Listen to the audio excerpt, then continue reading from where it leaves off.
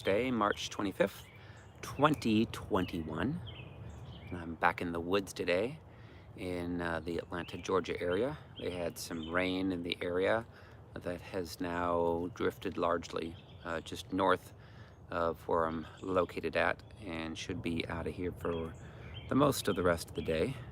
So temperatures I think are supposed to be close to 80 or something like that, upper 70s today. So nice warm temps in the great state of Georgia. Birds are chirping, they're happy because of the rain, and maybe they can get some more worms to come out of the ground and have more food. Um, Wanted to start off talking a little bit about the amazing results that we're seeing with these private sessions. I've been doing, I don't know, 7 to 8 private sessions a week and taking people through all of their wounds. Hello to Teal Heels, also in Georgia. Welcome. But the results that we're seeing are amazing. Oh, hello, Tina Kirkpatrick from Texas, College Station, Texas. So anyway, the last, I guess since probably January, I've been focused on doing more private sessions, personal sessions for people around the world. In fact, what was it, yesterday or the day before, I think it was yesterday, did a session with a lady from Canada, an 18-year-old boy from Australia, and then a man from Dallas, Texas. Today doing another couple of sessions with people from, I'm trying to think where they're from, I don't know, somewhere. I think they're in the United States. But what I do when I do a personal session is I take a person back from the time they were born. We find out if there was anything that was a challenge between their mom and their dad, striving, fighting, arguing, if their mom and dad wanted them or didn't want them, if they wanted a boy instead of a girl instead of a boy, if the birth was a scarier than normal birth. Then oftentimes there's rejection, there's fear, there's anxiety that comes upon the child from the very, very beginning. And then we find out what were the worst things that ever happened to the person from the time they were born until they were 18. We focus on that because they can't really protect themselves when you're 5 years old, 7 years old, 9 years old, and things happen to you. So once we end up taking the inventory of all the different major wounds, and it could be a father that hurt them their whole lives, or a mother that hurt them their whole lives, or stepfather, or a combination of a bunch of stuff, sexual stuff that's done, then we go back and we have Jesus come and give them a word, or they get a word themselves from the Lord, or they get a vision, and it helps them to see that that person was also hurting. And when hurting people are still not healed, then they're going to hurt people, such as your mom and your dad will hurt you, oftentimes if they're not healed. And again, who's not healed? Most people, like probably 98% of the world has not been healed. So they're going to trigger, they're going to do things to you, they're going to hurt you. And so when we take people back through all that process, we have them forgive truly those people that have hurt them from their hearts, and they give them to the Lord. Then we can take away the legal rights the enemy has, also through repentance of sins, repentance of pride. So when we come out of anything that has any legal rights from the enemy to come against us, then we can take authority, command the demonic stuff to go, and then people feel better. They feel lighter. It was amazing. I was doing a session, actually it was last night my time, and it was, I don't know, almost noon in Australia, but this 18-year-old boy who'd gone through some stuff that was not fun to go through, and within really, I don't know, it was like 20-30 minutes, he was smiling, he was much more happy, much more joyful, much more peaceful, he felt lighter. So it's amazing to watch the transformation and the countenance changes in individuals' lives.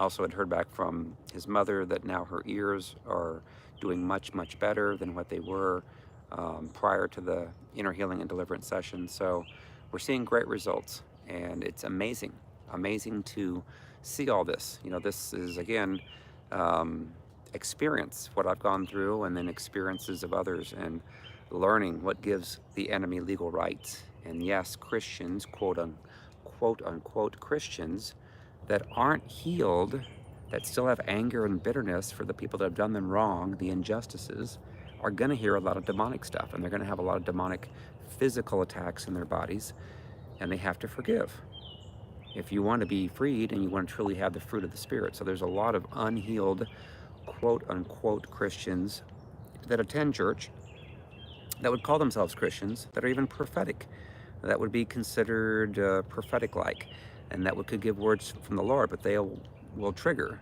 and they will cause, true godly people, they'll try to hurt them, try to lie about them, gossip about them, and those are people that are unhealed. And there's millions and millions that are in the church, so we need to get everyone healed, and it's not easy.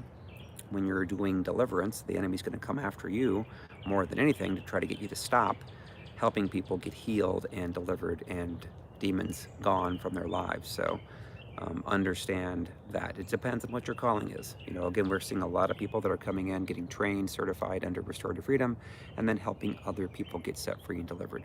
Those who are their family members, those who are friends, those that are in their vicinity, in their city, in their church, in their state, and beyond. So it's a great thing the Lord is doing before Christ comes back, because there's a lot of people in the church that would call themselves Christians, but they don't have much fruit of the Spirit. They have fruit of the flesh, fruit of lies, fruit of gossip, fruit of evil things, evil talk, and that's not God, that's not Jesus whatsoever. So anyways, the Breakthrough Tour continues to expand. We're doing more and more visits throughout right now focused on the United States.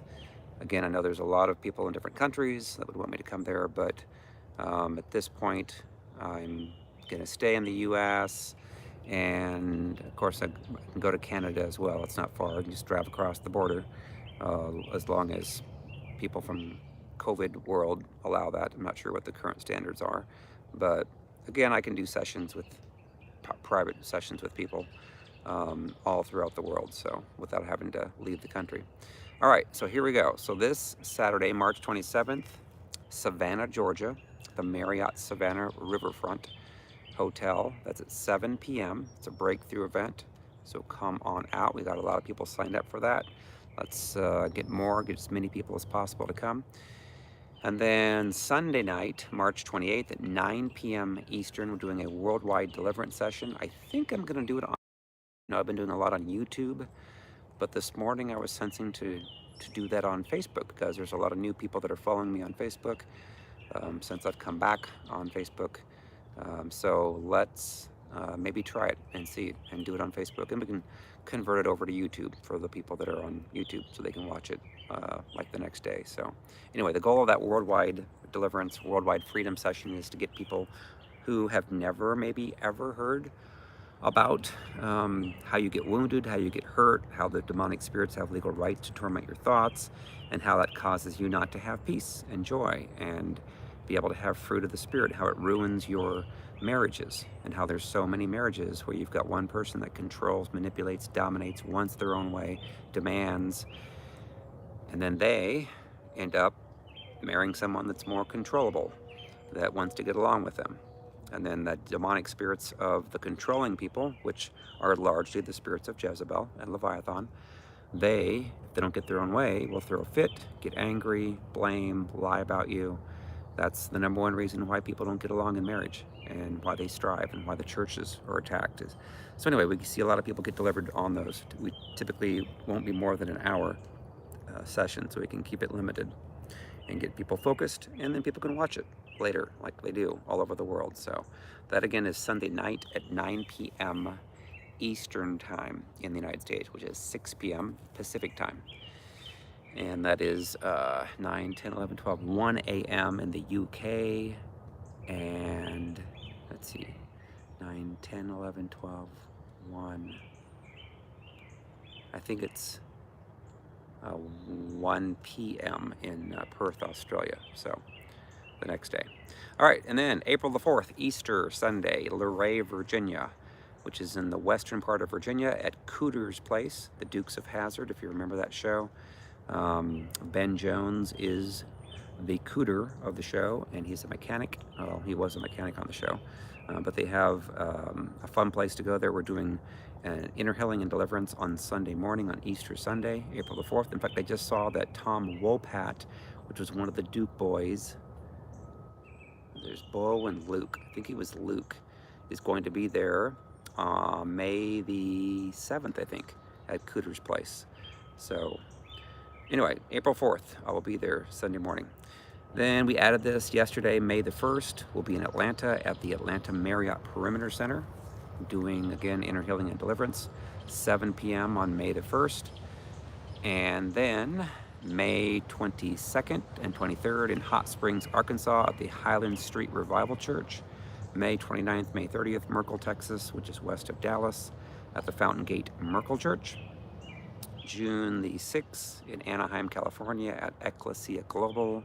That's Sunday night, and I may be speaking that weekend. I'll let you know. I'm in another place in Southern California. June 12th and 13th in Bernie, California. That's at a home group. And then June 25th through 27th, Seattle, Washington at the Point Church. Pastor Mike Zachman. Again, I may be going to somewhere in Oregon between California and Washington. So stay tuned for that. And then July 9th and 10th in Billings, Montana at the Everlasting Covenant Congregation. It's a Messianic congregation. And I'm looking to schedule some other places in Colorado, and Omaha, Nebraska, and Minneapolis, and Chicago as the tour continues in 2021. All right, topic of the day is unhealed, quote unquote, Christians attack God's real Christians. That's what Satan wants to do. He wants to have those who would either pretend to be Christians, or they would think that they're Christians, but then their fruit stinks. You know, their fruit is very fleshly. They like to strive, like to fight, like to argue, like to gossip, like to lie, like to stop and hurt people that are doing godly things and things for God. True Christians. So there are people who are on assignment from Satan who would call themselves Christians. They could have their own ministries on social media. You know, there's a whole bunch. There's way more of these types of people than there are real deal people. You know, real deal people have gone through a lot of hell, but they have the heart of Christ. People can sense that in them.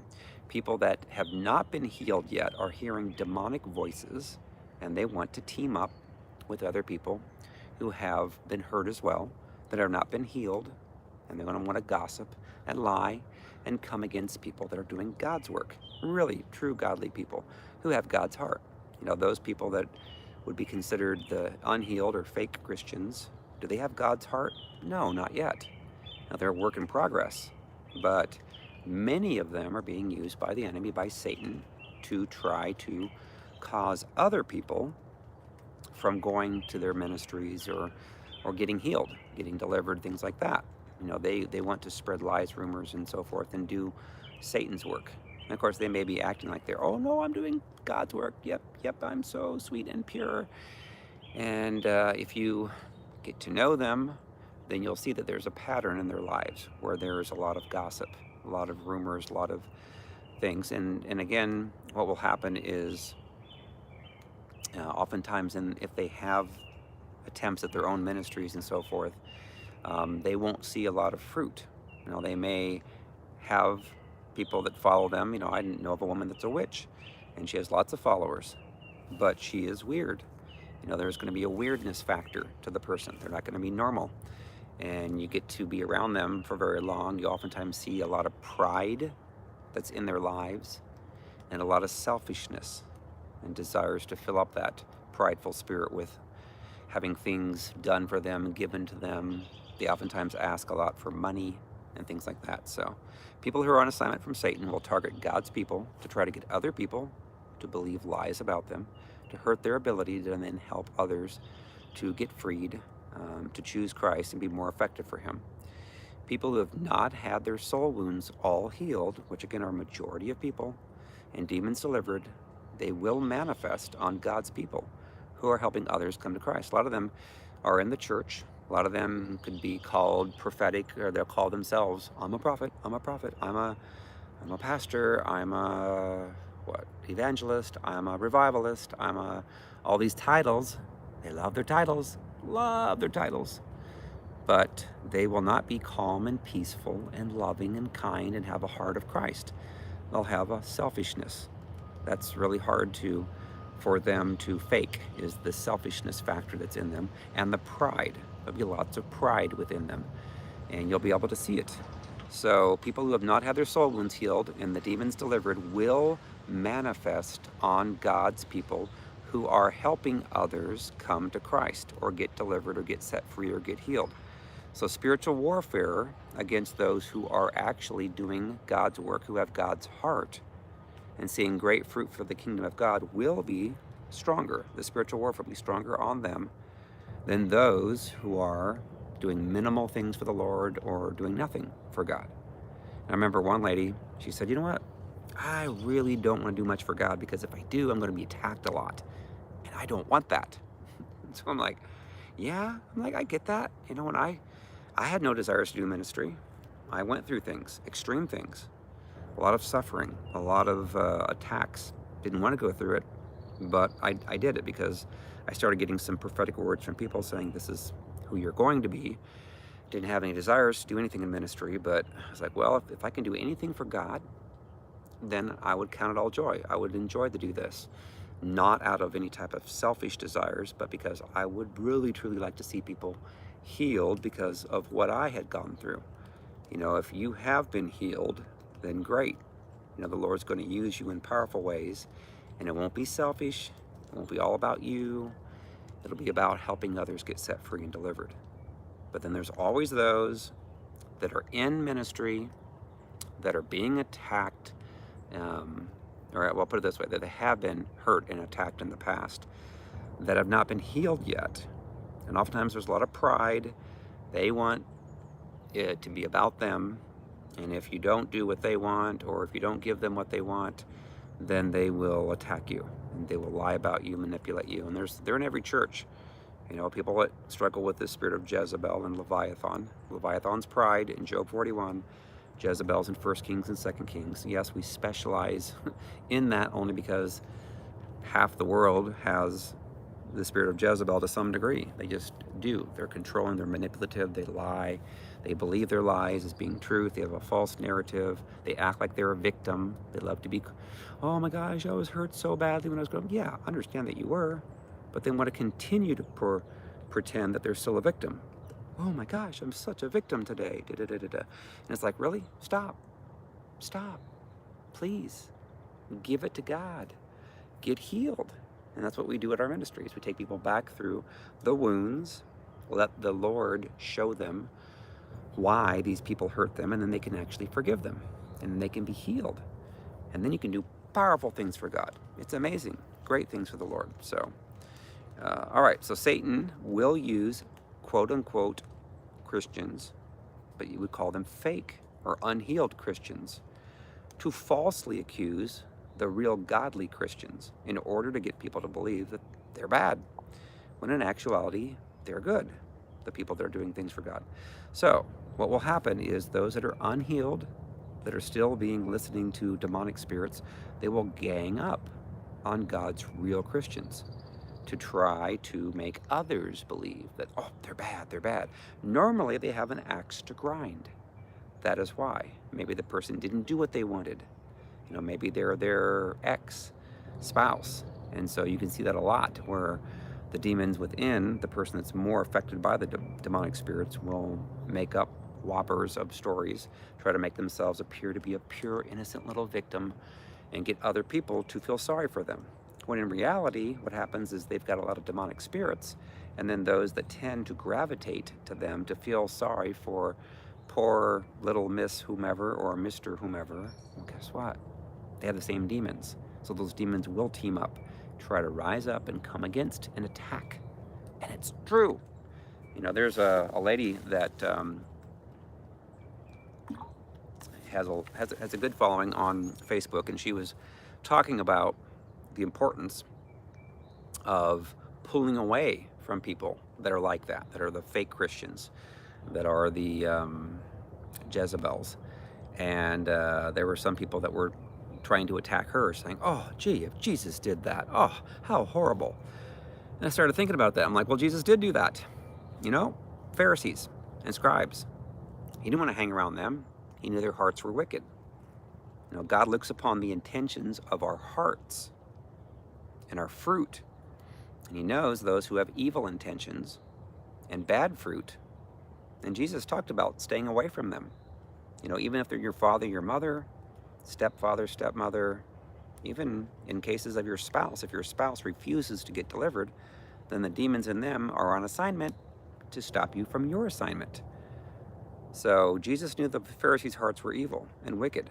And what does he say about that? So there's a lot of people that are modern day Pharisees and scribes that are in the church that want you to follow their ministry, and want you to give to them money wise, or they're just simply doing whatever in the church.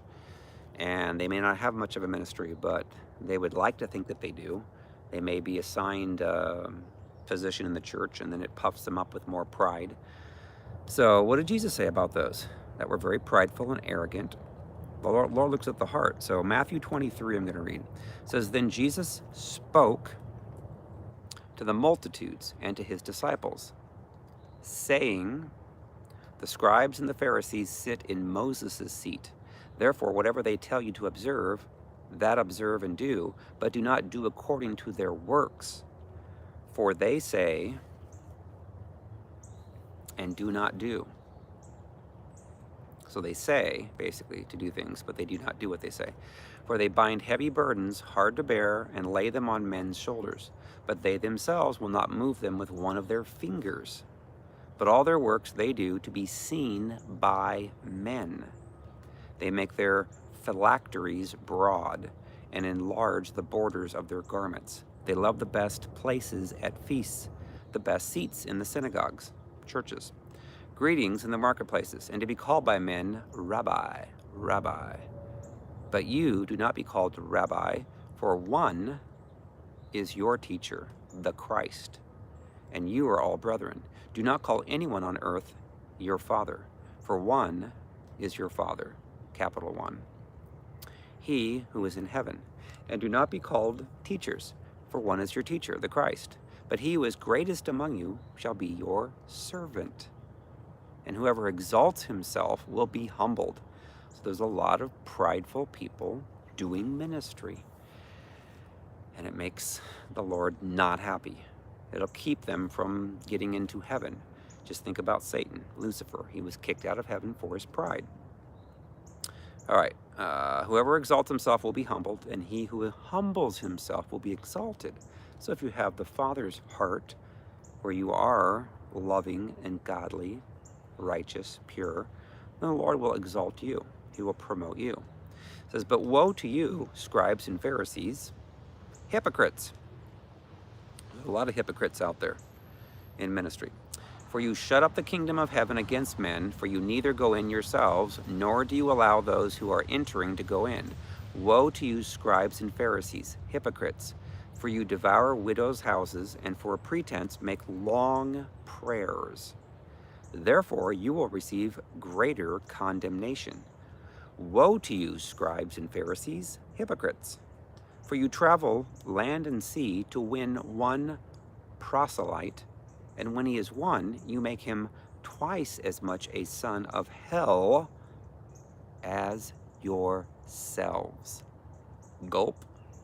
"Woe to you, blind guides, who say, whoever swears by the temple, it is nothing. But whoever swears by the gold of the temple, he is obliged to perform it. Fools and blind, for which is greater, the gold or the temple that sanctifies the gold? And whoever swears by the altar, it is nothing. But whoever swears by the gift that is on it, he is obliged to perform it.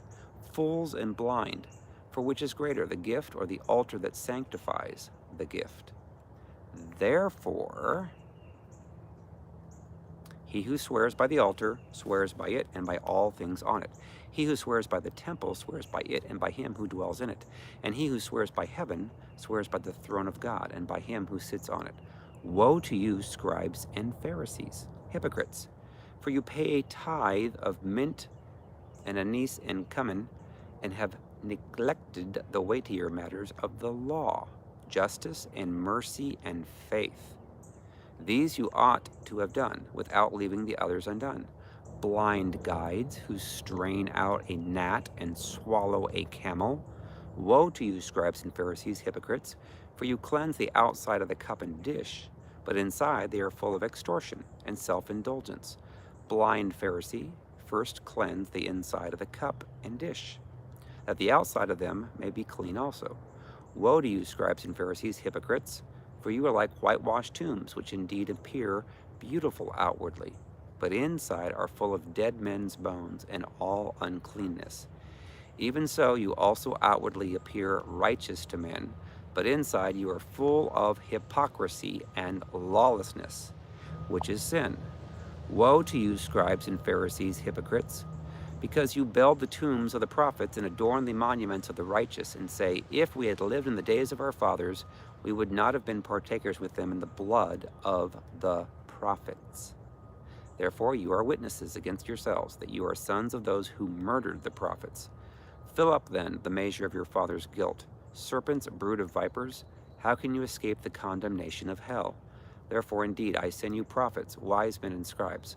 Some of them you will kill and crucify, and some of them you will scourge in your synagogues and persecute from city to city, that on you may come all the righteous blood shed on the earth, from the blood of righteous Abel to the blood of Zechariah, son of Berechiah, whom you murdered between the temple and the altar. Assuredly I say to you, all these things will come upon this generation. So it's true. There's lots of people out there who are in ministry that are not, they don't have God's heart. That's the long and the short of it is, do they have the heart of Christ? When they speak, do you feel the love of Christ? Do you feel humility? Do you see humility or do you see pride? That's a big factor that you can pick up on. Again, you have to be around the person for a little while. They may have some false humility, but if it's pride, it will stink and it will taint them and taint what they're doing as a person. So how do you know people that are the fake Christians, that are the unhealed Christians versus those who are the real Christians? Again, Jesus says, Matthew 7:15-23, beware of false prophets who come to you in sheep's clothing, but inwardly they are ravenous wolves. You will know them by their fruits. Do men gather grapes from thorn bushes or figs from thistles? Nope, they don't. Even so, every good tree bears good fruit, but a bad tree bears bad fruit. A good tree cannot bear bad fruit, nor can a bad tree bear good fruit. Every tree that does not bear good fruit is cut down and thrown into the fire. It's true. So again, there's a lot of people out there. Again, God knows who ultimately is going to humble themselves and come to a real salvation. Again, a lot of times people have asked the Lord to come into their hearts. They could prophesy, they could pray in tongues, but if their heart stinks, they're going to have stinky fruit. They're going to have a lot of anger and unforgiveness and bitterness, and they're going to have jealousy, and they're going to have gossip, and all these things that are not godly, and then that's going to taint them as a person. And if you get involved and start to, have conversations with them and so forth, it's not going to go well. So it may take you a while to pick up on that, but ultimately, talk to them on a regular basis, and you'll know. Okay, therefore, by their fruits you will know them. Not everyone who says to me, Lord, Lord, shall enter the kingdom of heaven, but he who does the will of my Father in heaven. Many will say to me in that day, Lord, Lord, have we not prophesied in your name, cast out demons in your name, and done many wonders in your name? Then I will declare to them, I never knew you. Depart from me, you who practice lawlessness, which is sin. So again, people that are prophets, that would call themselves a prophet, people that even do deliverance, cast out demons in your names. And I've met some people that have a lot of pride, and the Lord's not in that. The Lord will humble them. His desire is to humble them so that they can truly get rid of all that and truly have his heart so they can go to heaven versus hell. But it talks about that. Every tree that does not bear good fruit is cut down and thrown into the fire. That is true. So that's how you know if a person's, and again, you got to be oftentimes close with them. You got to spend time with them. So, and when you do good things for Christ, and then the fake Christians or the unhealed Christians lie about you to others, what are you supposed to do? Happened to the disciples, happened to Peter. 1 Peter 3:13-18 says, And who is he who will harm you if you become followers of what is good? But even if you should suffer for righteousness' sake, you are blessed. So again, I've gone through some things like that. I understand that. When you're doing what God is telling you to do, and you're behaving in a loving way, godly way, you have his heart, you're helping people, and then you have people that are not healed yet. They're still going to have demonic spirits. They're going to be speaking to them. They're going to say things, lie things, manipulate things. You know, you can be like Jesus Christ. You could be perfect, love people the way that they should be loved, treat them with respect, and then still they're going to trigger on you if they're not healed yet. They're demonic spirits want that. They want you to feel sorry for them. They want to, cause other people to hate them. They want to recruit other people to hate them. Why? You think that's godly and Christ-like? No, it's not whatsoever. So even if you should suffer for righteousness' sake, you are blessed. And do not be afraid of their threats, nor be troubled. But sanctify the Lord God in your hearts, and always be ready to give a defense to everyone who asks you a reason for the hope that is in you, with meekness and fear. Meekness. Jesus was a very meek man, which means he had a tremendous amount of strength, but he kept it under control. He could have yelled and screamed. He could have zapped everybody, killed everybody that was trying to kill him. He didn't do that. All right, so with meekness and fear, having a good conscience, that when they defame you as evildoers. So again, people that are not healed in their soul yet are going to lie. They're going to make things up. They're going to try to cause other people, try to get them to hate you like they do. Oftentimes it's through jealousy that they have, because they're not seeing the same fruit in their lives, and the demons in them hate that you're seeing good fruit in yours. So it says that when they defame you as evildoers, those who revel your good conduct in Christ may be ashamed. For it is better, if it is the will of God, to suffer for doing good than for doing evil. For Christ also suffered once for sins, the just for the unjust, that he might bring us to God, being put to death in the flesh but made alive by the Spirit. I know a lot of people, when they are truly doing things for the Lord with a good heart, godly heart, and they have a Christian, quote unquote, that lies about them, twists things about them, tries to cause other people to believe things that are not true. Oftentimes, we want to take vengeance upon them ourselves. And the Bible doesn't say that. The Bible says, vengeance is mine, saith the Lord. Give them to the Lord. I see this a lot of times for people that have unhealed wounds, hearing demons, want to take vengeance in their own hands. Oh my goodness, is that right for people to do that? Heck no, absolutely not. Nada. And you will have consequences from the Lord if you do that. It's not a matter of if, it's a matter of when, because you're sowing seeds that you should not be sowing, and it's evil. That's Jezebel, that's witchcraft, trying to control, manipulate, and get other people to chime in to hate. Not good.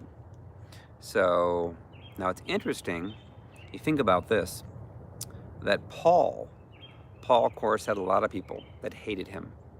A lot of people that were Pharisees and scribes hated him once he started doing things for Christ.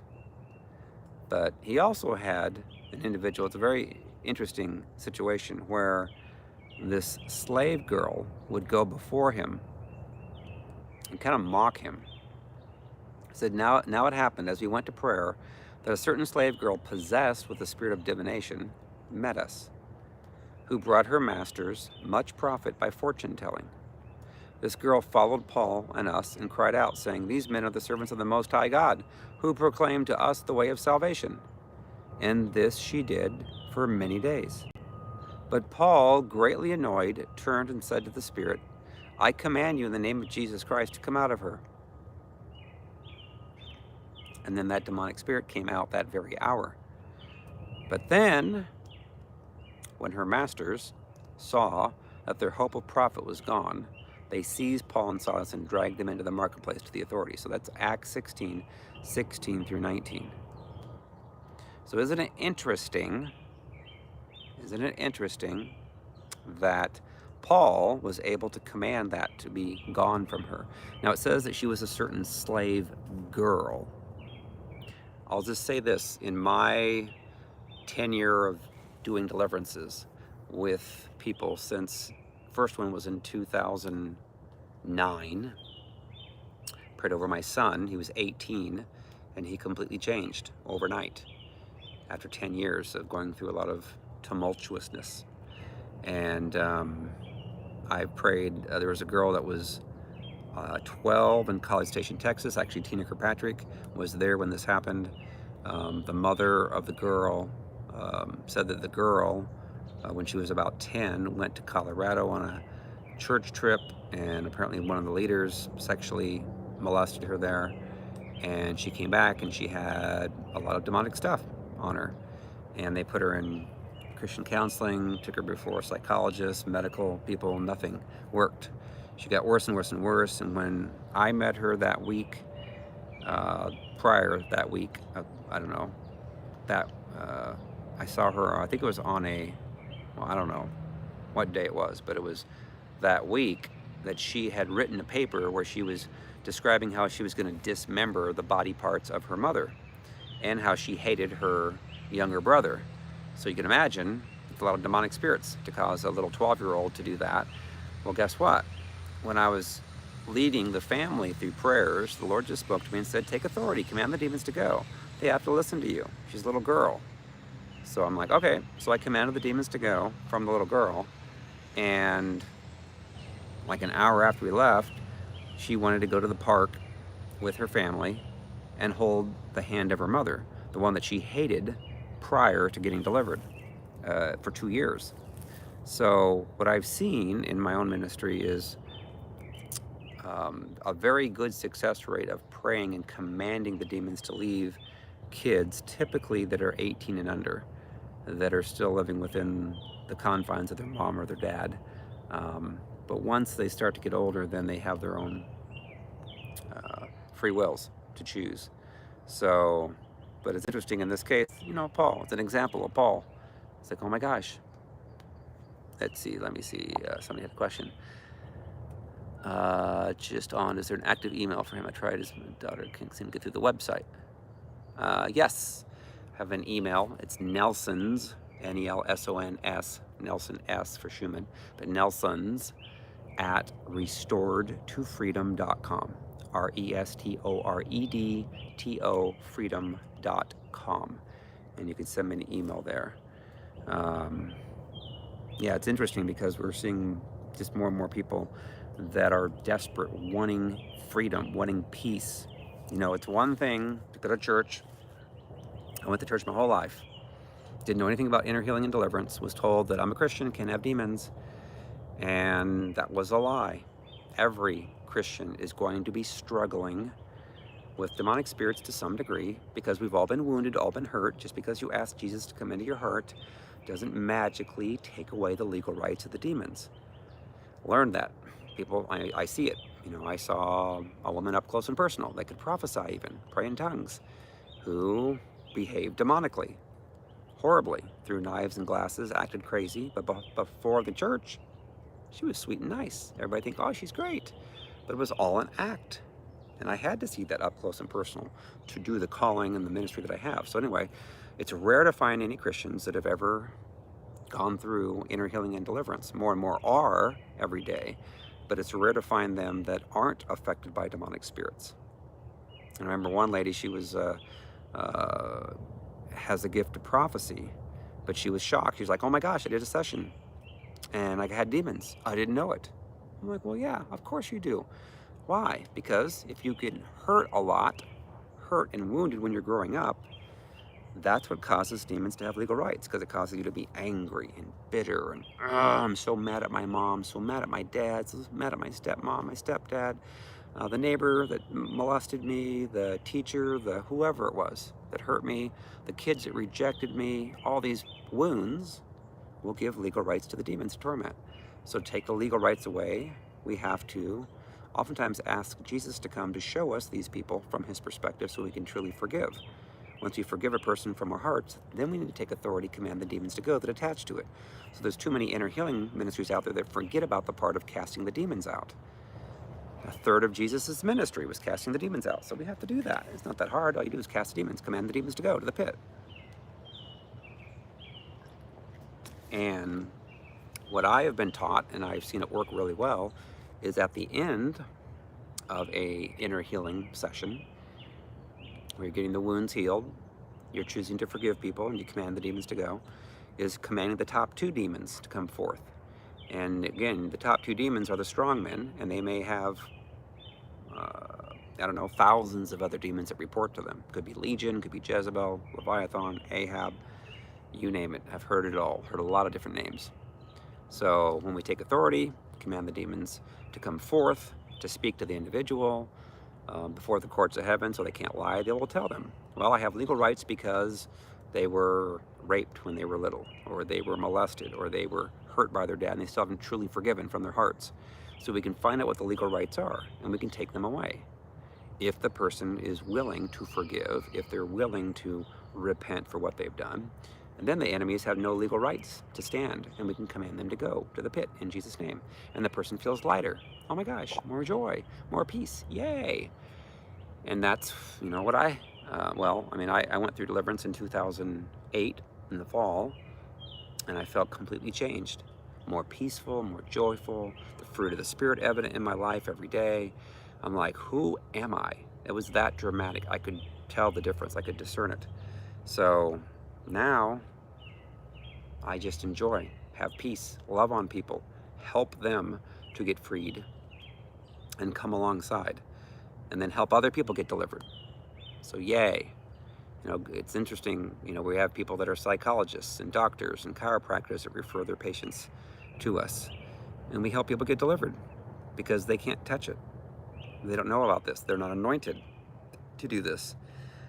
Oftentimes, some of them have gone through some of these challenges, but if they're don't have the proper understanding in their spirit, then they really can't help people. Because of what I went through, that's why I'm helping people, is because I have a heart for help people. And there's others that have been hurt deeply. And then when they've gotten healed and delivered, then they can help people. And then they're going to be calm. They're going to be peaceful. That should be your norm. I used to be much more aggressive. I used to be more competitive. I wanted to win at everything. All that stuff is gone.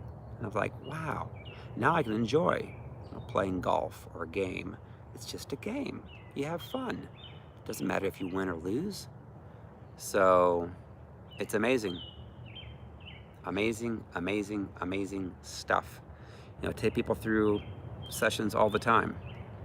And I remember seeing amazing, oftentimes I do them with the phone, but recently there was a lady that she wanted to do a video session, and she yawned, and she yawned, and she yawned, and she yawned throughout the whole inner healing and deliverance session.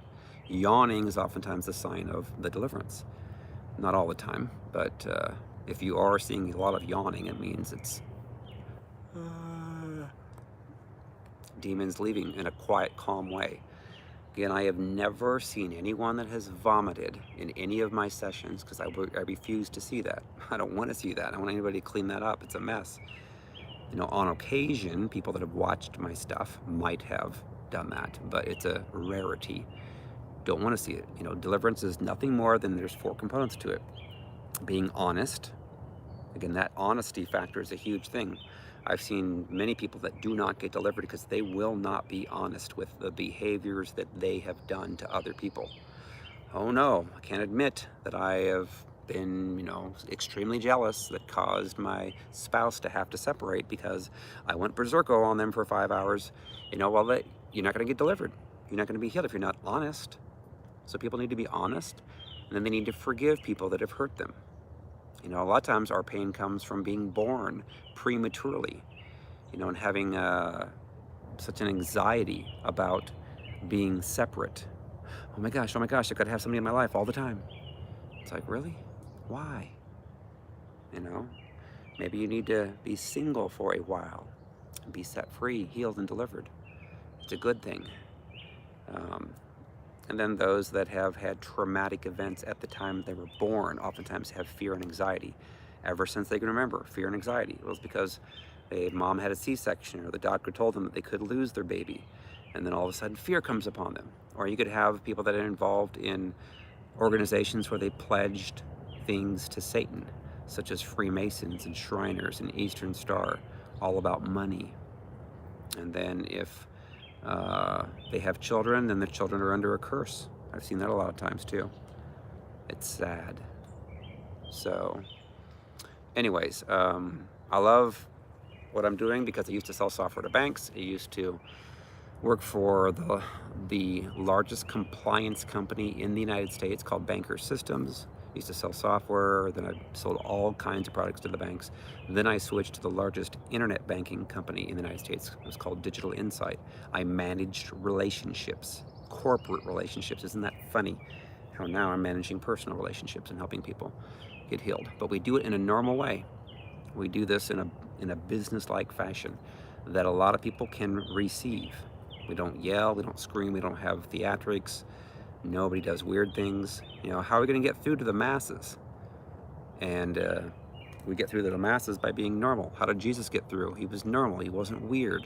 If Jesus was weird, then a lot of people would say, get away from me. You're a weirdo. And so, I told God, I'm like, listen, if you're going to have me do deliverance, then it better be done in a normal way, because I'm normal Nelson. I'm not weirdo Nelson. And I don't want to be associated with weirdness. And there's a lot of people that I have met over the last 5 years in the church and ministries that are weird. And I'm like, I'm pretty sure Jesus wasn't weird. I'm pretty sure he was normal. I'm pretty sure he had a great sense of humor. He hung around a lot of the kids because the kids weren't weird yet. They weren't hurt deeply yet. And they had childlike innocence and they were fun.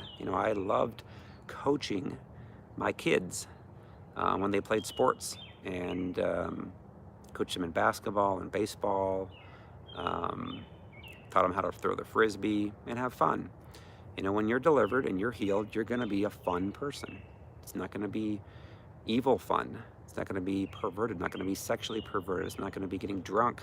All these things that the world would consider fun. That's not fun.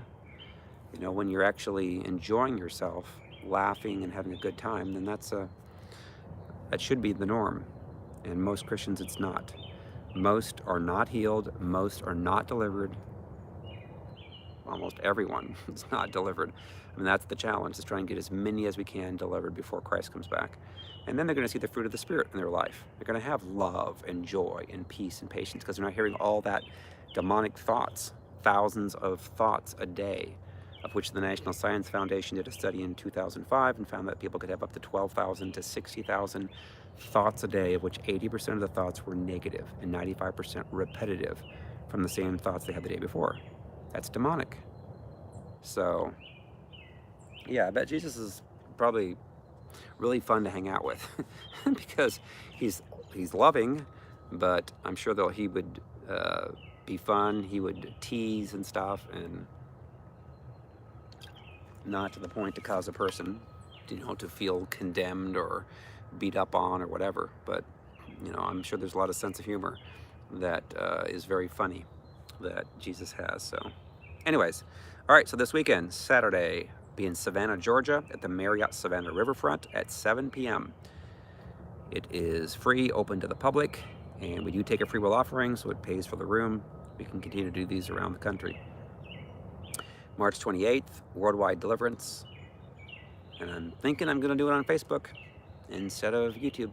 Remember, I used to do a lot on Facebook, so we're rebuilding the ministry, I guess, on Facebook. So, and then April 4th, Cooter's Place in Luray, Virginia. That's where Dukes of Hazzard, Cooter, Ben Jones has a place, and we're doing an Easter Sunday morning breakthrough event, Inner Healing and Deliverance. And then May the 1st, Atlanta Marriott Perimeter Center in Atlanta, Georgia. Be my third time there. First time was October the 3rd. Next time was January 15th. Will it ever be in Huntsville or Nashville? I need to come to Nashville. Maybe I'll schedule something between May 1st and May 22nd. I might do that. In fact, there's some people from Huntsville that drove the hour and a half to Chattanooga, because I was in Chattanooga last weekend doing ministry. But yeah, I know Nashville and Knoxville. Not been there yet. So October 3rd was your birthday. Wow, that's amazing. Orlando. I was in Orlando October the 2nd. And I was in Port Richey, Florida just a few weeks ago. And I might come down to Holiday, Florida. Franklin. Yes, I know Franklin is south of Nashville. In fact, Nashville is what changed my life. I attended a Morris Cirillo conference there in January 2009 and had 3 people that had prophesied about that I would come into like a worldwide ministry. And I'm like, you're crazy. That's not going to happen. Like, I'm a banking guy. I'm a software guy. I'm a managing relationships, corporate relationships. And I knew nothing about demons and deliverance, but I had to go through some things with people that had that. And then all of a sudden I'm like, now I get it. Now I understand. So yeah, we went to the Gaylord Opryland hotels where they had that at Morris Cirillo. And then I went back there for a Judy Jacobs conference a couple weeks later.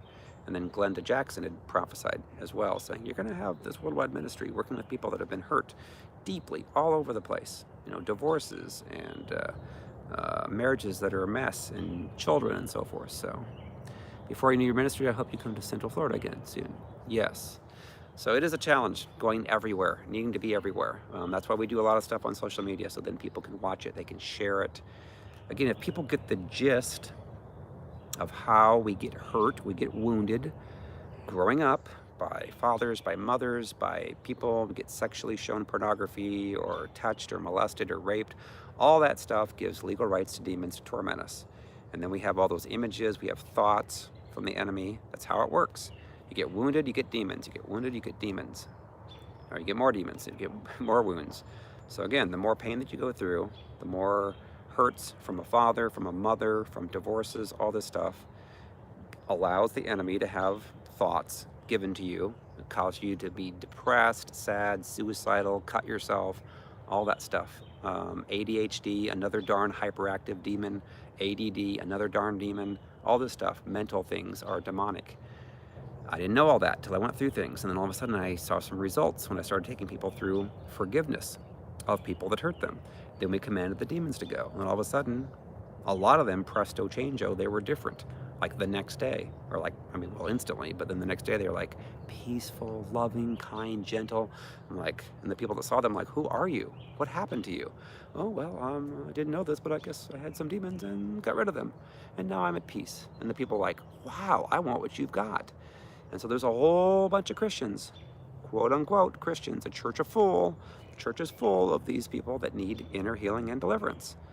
But you understand that the enemy knows that, so the enemy wants to put people in charge of churches who won't do that, who refuse, who will shut it down.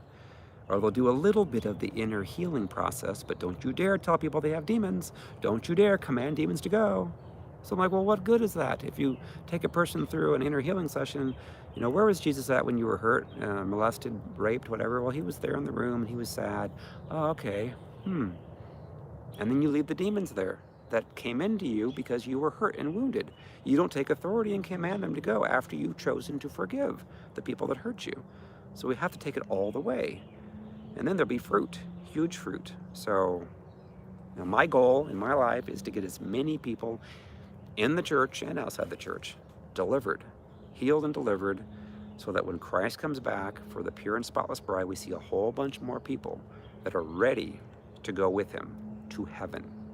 There's too many people in the church that would call themselves Christians, but they're extremely prideful. They're like the Pharisees and the scribes. The Lord looks at their heart. He knows their hearts are evil and wicked, and that's the truth. So we got to speak the truth. The truth will set people free. They can receive this message or not. They can get all huffy puffy and rumph, rumph, rumph. How dare you say that I have demons? I'm like, oh, really? Well, all I have to do is talk to your spouse or your children, and they'll have the fallout from how you treated them. And they'll tell the truth. Oh no, don't do that. Don't talk to them. And again, there's those that have been hurt deeply, that if you did talk to their spouse, they're the ones that hurt them, that have Jezebel and Leviathan, so they're going to lie, so you can't trust them. So it's hard. It is so hard to know. Anyways, all right, gonna let you guys go. So thank you guys for watching. Thank you for your support. Um, it's been a blessing. I've only been doing this a short time since 2015 I started, and then 2017 went to full time, and have been traveling ever since, living in other people's homes, living in Marriott properties, and not having a home, and just traveling and seeing people delivered. So, all right, well, I will let you guys go. Have an awesome, great Thursday, and we'll see you on YouTube and Facebook. All right, love ya.